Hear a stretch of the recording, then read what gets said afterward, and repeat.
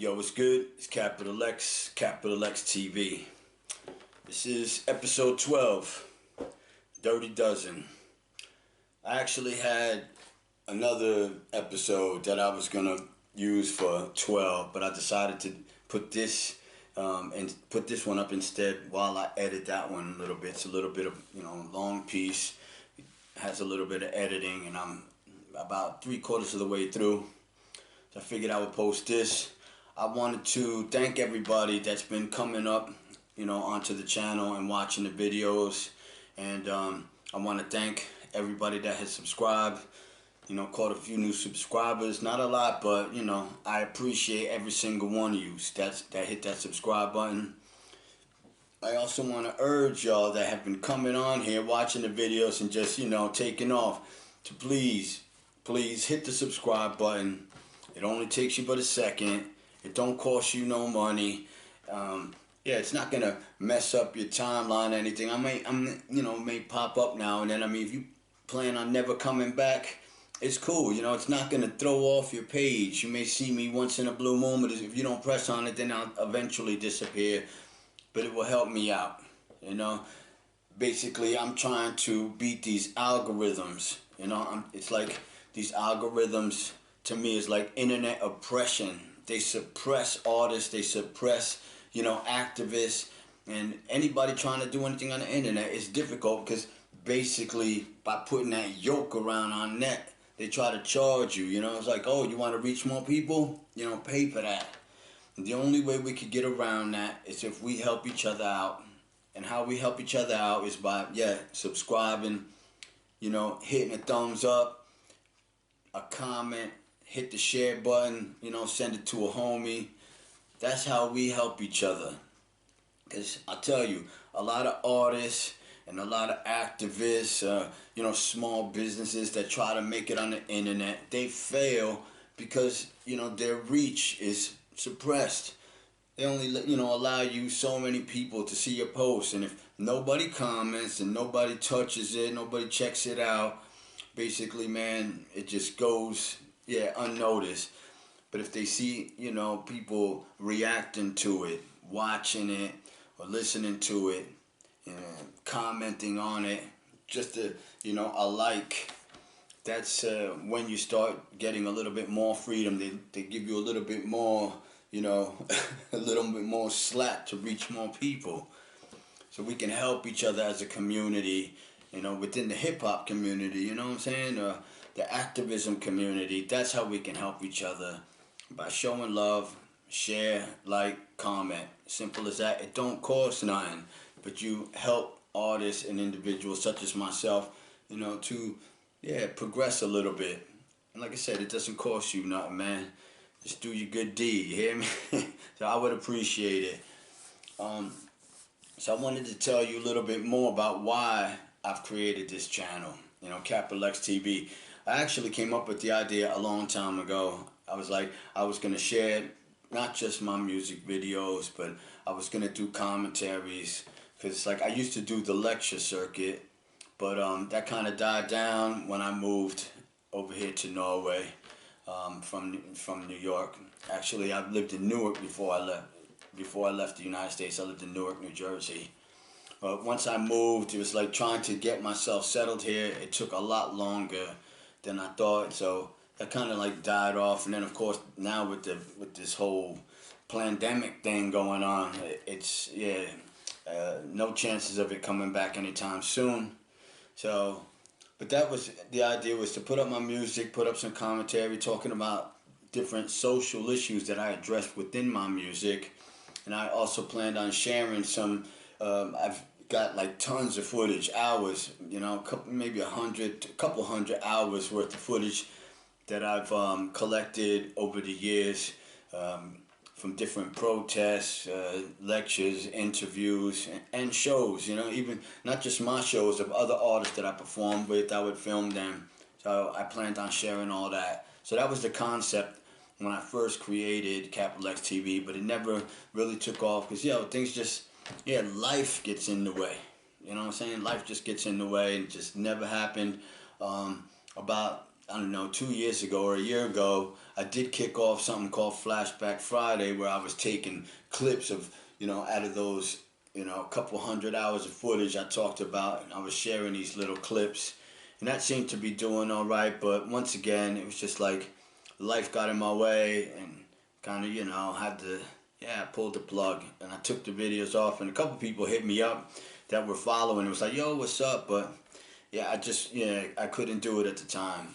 So here we are once again. I'm in a better position. I got my feet on the ground here in Norway. Got my studio going and being a little bit more consistent with my music. Finally, after years of struggling, trying to be consistent with it, and I'm going to try to be consistent with these videos. So that's what the concept was originally, and so now, trying to take it, a step further than the original concept, actually. It is commentary, and I'm trying to share some rants, just random thoughts that come to my mind. Like I said, I flip up my phone and just start going off. And sometimes when I watch those rants that I do, it'll turn into something like this, because, it's like, yo, that's a good topic.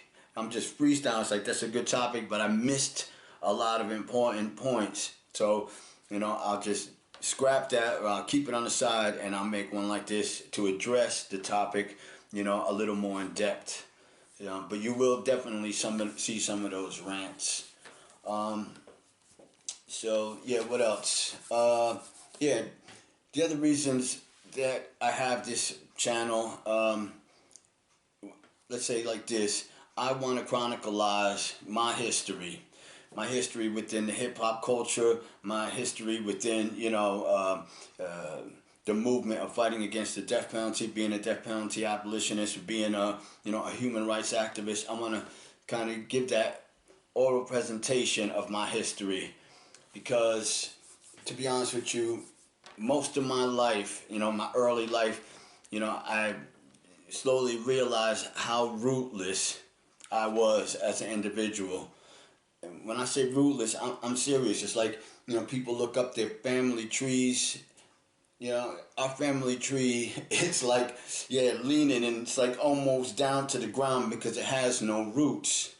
I absolutely know next to nothing about my history. I don't even know that much about my own, my own parents, my pops and my moms. I barely know anything about them. They've been around all my life, but, like my father, he's that silent, old school type, he ain't want to express himself much. So I got, some stories out of him, and stories, that my mom's, told me about him, and some family members. But seriously, if I was writing my autobiography, and talking about he would fill maybe, half a chapter if I'm lucky. Same with my moms. I just don't know much. And as far as their parents, I don't know much about them. They just, it's just like that. And my history is like, it goes back. I know a little bit about my grandparents, my great-grandparents. It's like very little. Great-great-grandparents kind of dies out there. Don't know squat about them. So it's like, how can, it's like, one cannot grow without roots, without, that history. It's difficult. And I really realized how important that was. One day I was in Italy, and I got to visit a castle, and it was like some duke still lived there. It was a duke that lived there. You could only go, there was like a tour, and there was only parts of the castle that you can go through. And it was beautiful, beautiful spot. But what really stood out to me was they had these rooms, humongous rooms, that's like they had the toys of every child that's ever lived in that castle.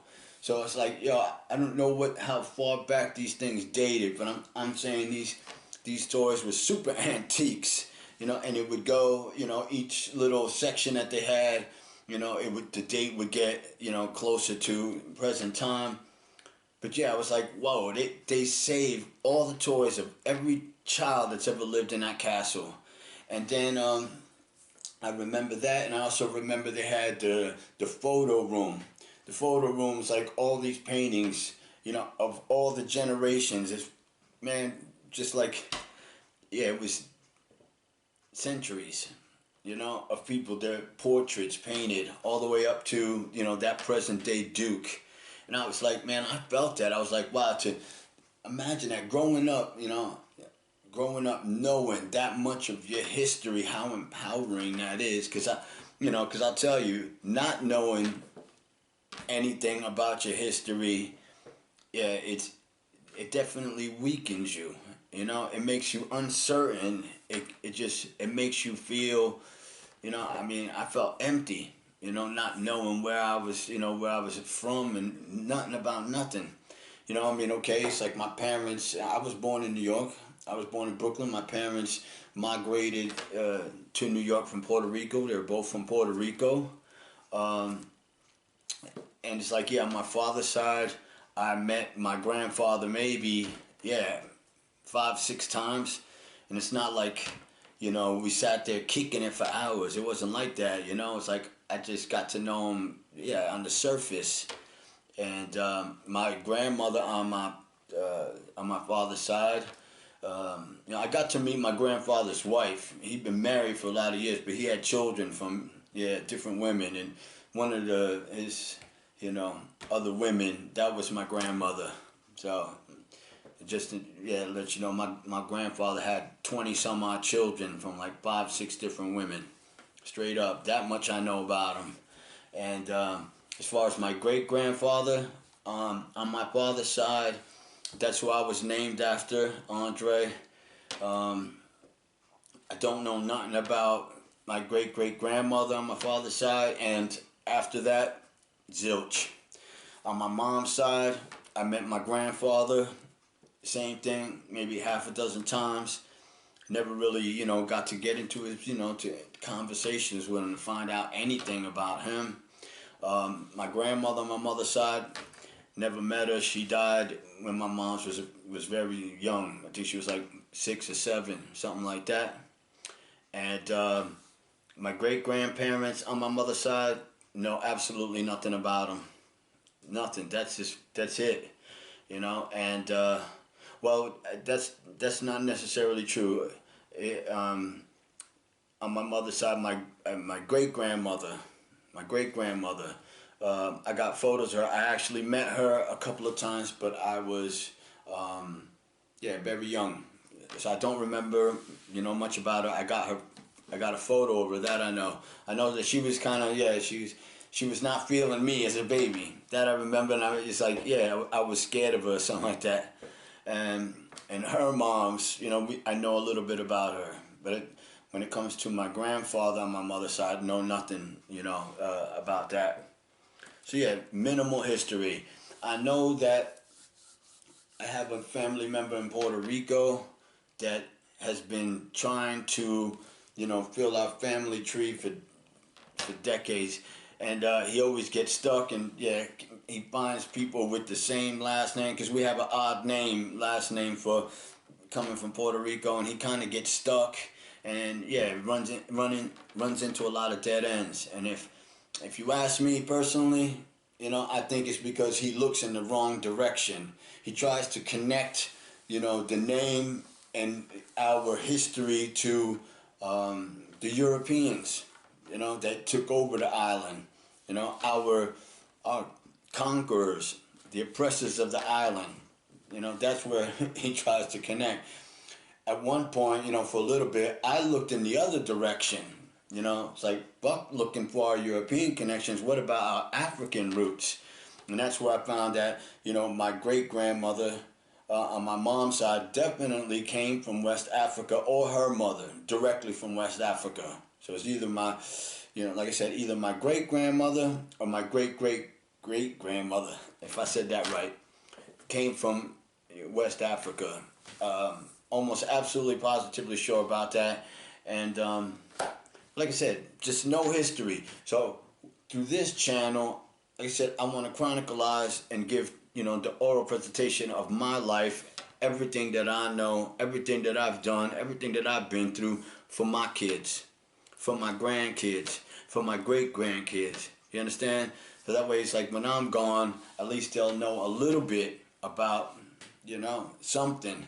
Give them a little bit of, more roots than I had, a little bit more history than I got.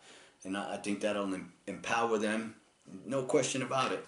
And that's why I embraced hip hop so much, because hip hop gave me something that was totally missing from my life. Like I said, I felt like I didn't really have a culture. I really didn't have any history. I didn't have no roots. And, hip hop gave me all that. And that's why I try to protect it and try to, keep the pure form of hip hop alive by teaching it to the next one. It's like my son, I'm going to be teaching him hip hop history without a doubt. You know what I'm saying? Fuck all that George Washington Columbus bullshit. I'm gonna be teaching them about Kool Herc, and the pioneers, the Cold Crush Brothers, and Fantastic Five, and all that, all the way up. Trust me, that's how I'm bringing up my son and give them that history. So this is for them as well as for y'all to get to know me, who I am, and what I'm about. So when I ascend from here and on to the next chapter of living, I'm gonna leave this behind. And like I said, I think it'll benefit, like I said, my kids and my grandkids and my great grandkids. So there it is. That's why this channel is alive, and that's why I'm pushing on it, asking y'all to subscribe and everything. I also want to get all of my intellectual property onto this channel. See, when I release my music, digital distribution, they automatically put it on YouTube, but it goes somewhere else, not directly here. If you look on the page, I now have a section that says, like, singles, albums, and EPs, but that's a playlist. Those music, those tracks are somewhere else. And for me to be able to get it delivered directly to this channel, I have to have at least 1,000 subscribers and have so many hours, of play. I think I got the hours covered. What I need is just the subscribers. So that's another reason why it would be a big help to me. And yes, once I have the 1,000 subscribers, not only will I be able to get all my intellectual property on on this one channel, I can also monetize. That is also, a goal. There's no question about it. But the most important thing to me is to have all the intellectual property on one page. It's like if anything was to happen, or, like I leave when I ascend, I can pass that off to my son or to my daughter. And that's just the way it is. We gotta kind of think ahead like that. So that's it, man. I hope I didn't go too crazy in it. But I will say, man, I know some of these things get long, and some people just cut off 5 minutes in or halfway, and I notice a lot of people do that, and it's alright, I love y'all anyway. Maybe, you was busy and you had to go and came back, but it registers, and I could see that. And it was making me start to rush when I make these, but I don't want to do that. Like I said, it's for y'all, I want y'all to get to know me, and I want to share things with y'all, and bring up different issues that maybe we could build in the comments or whatnot. But it's also laying down my history for my future. It's like my kids and grandkids, like I said. So I'm gonna just tell it like it is and do it however it comes out, whether it's 15 minutes long or 60 minutes long. It is what it is. Alright, so I'm going to leave it with that. Hey, yo, this is Capital X TV. Till next time, man. Peace.